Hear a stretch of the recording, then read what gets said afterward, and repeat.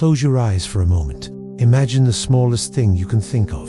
Smaller than a grain of sand, smaller than a cell, smaller than an atom. Now go even smaller. Welcome to the quantum world, a place so tiny, so strange, and so beautiful, that even the greatest minds in history struggled to believe it was real. Tonight, we're going to drift through it together, slowly, gently. There's nothing you need to understand perfectly. Just listen, and let the ideas wash over you like a quiet tide. In the world we can see and touch, things are either here or there. A cup sits on a table, a leaf rests on the ground. Everything has a place, but at the quantum level, the level of electrons, photons, and the tiniest particles of light, something remarkable happens. Particles don't always have a fixed location. Instead, they exist as waves of possibility, spreading out through space, quietly vibrating, neither here nor there, but everywhere at once. This is called a wave function, a mathematical shape that describes all the places a particle could be. Think of it like ripples on a still pond at night, gentle, spreading, overlapping. The particle isn't hiding somewhere. It genuinely exists in many places at the same time until something observes it, and then it chooses. The wave collapses into a single point.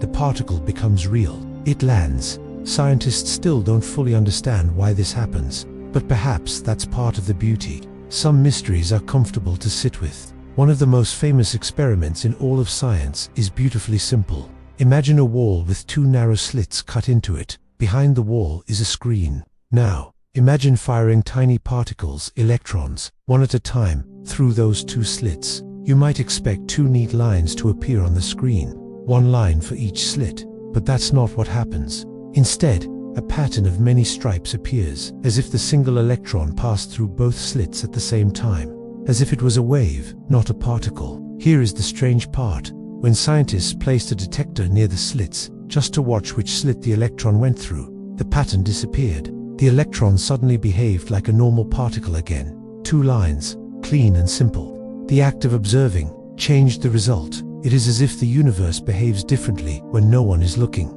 The quantum world is not indifferent to attention. In some mysterious way, consciousness and reality are quietly connected. There is a word in quantum physics that is endlessly poetic: superposition. It means that a quantum particle can exist in multiple states at the same time. An electron can spin up and spin down simultaneously. A photon can be in two places at once. The particle holds all possibilities inside itself, like a seed that contains every tree it could become. You may have heard of Schrödinger's cat, the thought experiment where a cat in a sealed box is, in a sense, both alive and dead at the same time. Until you open the box, it sounds absurd, but the mathematics behind it is some of the most precisely tested science in human history. The universe, it seems, is very comfortable with ambiguity. Maybe we can be too.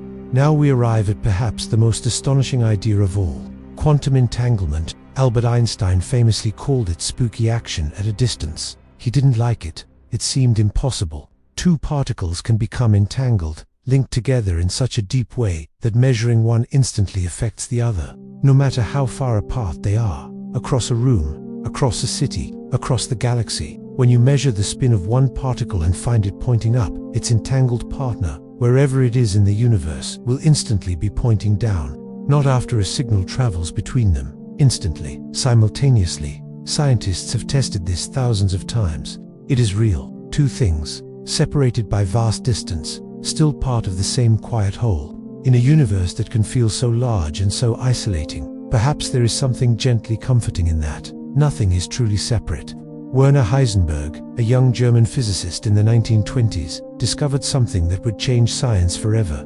You cannot know everything about a particle at the same time. The more precisely you measure its position, the less you can know about its speed.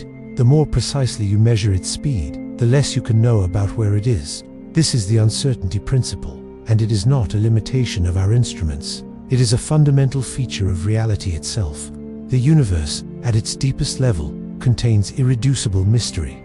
There are questions that cannot be answered, not because we haven't tried hard enough, but because the universe has quietly chosen not to answer them. And yet, from this uncertainty, everything we know emerges. Stars, planets, life, you. The uncertainty isn't a flaw in the design. It is the design. The quantum world is not so far from us. Right now, The electrons in your body are doing this, flickering between possibilities, entangled with particles they once touched, uncertain and free. You are not made of solid, fixed matter.